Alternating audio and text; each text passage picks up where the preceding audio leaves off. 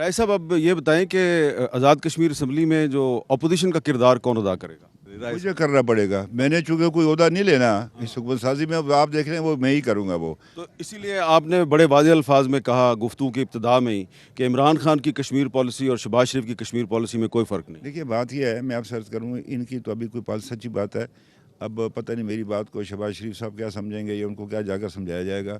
बात यह है कि अभी इनकी कोई पॉलिसी है नहीं है। मैं अर्ज़ करूँ आपसे, इसलिए कि उसी का तसलसल है। ये नहीं है, ये जो नहीं आता वज़ारत ख़ारजा का तर्जुमान, हुकूमतें बदल जाती हैं, नाम बदल जाते हैं, राइटिंग वही होती है, वही होता है, वो लिखा हुआ आता है वज़ारत ख़ारजा ने ये कहा वो कहा।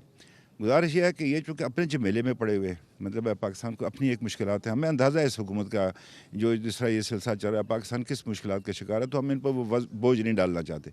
हम ये चाहते हैं कि उसी तरह चल रहा है ये सिलसिला, कि आगे जो बने उस पर जो लतीफ़ अकबर साहब और फवाद साहब बात कहते हैं, हम हमारे साथ बैठें, सारी पार्टियाँ बैठे और इसको वाकई उसी पॉलिसी के तहत। बात यह है, वो जो 24 अक्टूबर का जो था ना आज़ाद कश्मीर का ऐलान आज़ाद कश्मीर, वो कमाल की चीज़ थी, उसके बानी पाकिस्तान ज़िंदा थे।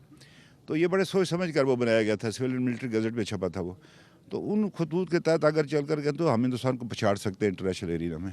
तो उससे पहले हिंदुस्तान की तरफ से आज़ाद कश्मीर पे हमले का ख़तरा तो नहीं है? मेरा नहीं ख्याल कि बेवकूफ़ नहीं है कि इन पहाड़ों में आकर सिर टकराएगा वो। मुश्किल है वो, अगर उसने लड़ाई लड़नी है तो वो नीचे लड़ेगा। वैसे यहाँ क्या होगा, तो कोई वो गए आगे 5 मील 6 मील, हम आगे चले जाएंगे। यहाँ कोई डिसाइसिव जो है ना, ये बैटल नहीं लड़ी जा सकती। ये जो एक LOC पे सीज़ फायर हुआ था 2021 में, उसका कश्मीरियों को फ़ायदा हुआ, नुकसान हुआ है? बात यह है, आज़ाद कश्मीर में तो शायद लोगों को वो ये है कि LOC पर जो लोग रहते थे, लेकिन उस तरफ जो है ना वो मज़ालिम बहुत बढ़ गए। उसने बहुत सारे ट्रुप्स अपने निकाल कर पीछे ले गया हुआ है, और दुनिया को उस जो हमने भी कोई बात नहीं की। ये एक 2 आदमी के दरमियान एक मामला था जी, दुबई में तय हुआ था। ये अजीत डोभाल और हमारी तरफ से एक और साहब गए थे, और ये आगे सारा कौन साहब थे? कोई नामालूम थे? आपको भी पता है, इनको पता, मुझे पता है, सबको पता है कौन थे वो। तो उन्होंने मुझे एक दफ़ा कहा था कि राय साहब तुसी कड़े चक्कर पे होते, मामलात बहुत बदल गए ने।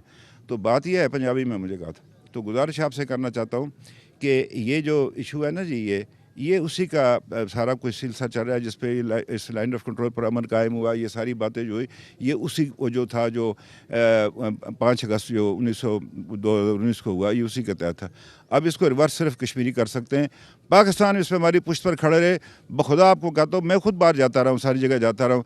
ये हिंदुस्तान को हम रिवर्स कर, उसको गो के उसका इकनॉमिक हजूम बहुत बढ़ गया, लेकिन कश्मीरियों की बात को सुना जाएगा।